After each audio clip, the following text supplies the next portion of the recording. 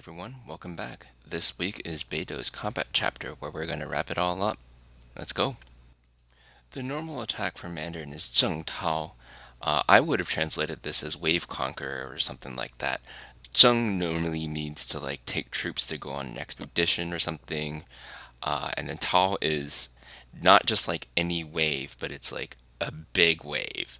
So that's what I would have translated as. In English, they have this as Oceanborn.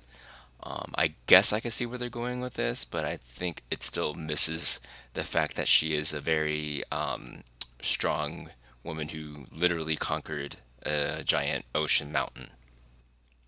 The elemental skill Tide Caller comes from Zuo Lang, which I would have called Wave Catcher, but the problem is I already used Wave Conqueror in the normal attack, so I wouldn't really want to use like another wave term for the elemental skill. I think overall it works fine, but like I said, I'm pointing out the translation differences here, where it should just be like Wave Catcher or possibly like Wave Rider if you want to play on like modern surfing or something like that. Couple of passages to talk about. Conqueror of the Tides comes from Yong Tao Ta Chao, which is to hug the waves and step on the tides. I think it works well enough in the sense of a translation, but there's part of that verbiage that's being used, like hugging and stepping on the tides, to really make it tie in with the effect of the passive of decreasing stamina while swimming.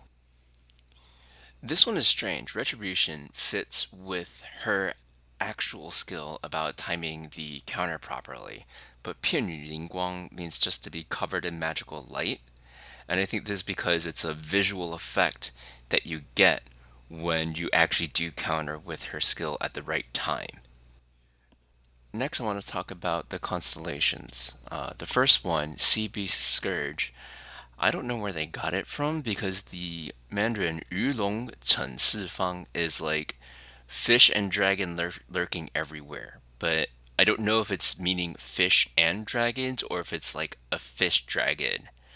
Not entirely sure which one it is, but it's like more or less indicating that there are things lurking under the ocean and not a scourge of a sea beast. Right, the fourth constellation I have major beef with. Stunning Revenge has nothing to do with 千星 xiang'an. 千星 xiang'an means to lead the stars and look for the shores of your home. 千星 I think relates to the 千星术, which is a way of navigating by looking at the stars. And this is very old. This was recorded back in the Ming Dynasty or something like that. So, in a sense, I think we're missing out on that sense of homesickness that Beidou still kind of feels when she goes adventuring all the time. The last constellation I want to talk about, Crimson Tidewalker.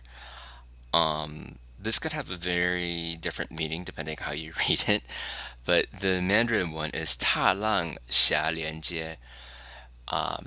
The crimson here, I think it's mentioning, is that it is the sunrise or sunset, the color of the clouds when there's a sunrise or a sunset. It turns to this like orangish reddish hue. And that's what it's referring to. And talang is to walk on the waves. So it's walking on the waves into the sunrise or into the sunset. That's what that means, and not whatever like violence or blood that you might think of when you think of the Crimson Tidewalker. 悉数奉还 Back at ya! So there's a couple of lines left in the combat chapter I want to cover, and those are her combat voice lines. The first one is 悉数奉还.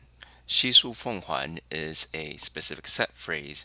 It means to give back everything that you just took. While back at ya does get that point across, I still feel like these four-word set phrases in Chengyu sound way better when used in combat. Eyes on me! 给我瞧好了 And the last one is the line eyes on me when she uses her ult or her burst. 给我瞧好了 doesn't mean like look at me, it means watch this closely.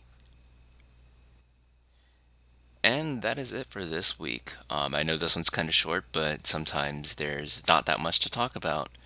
All right, I will be back next week. See you then.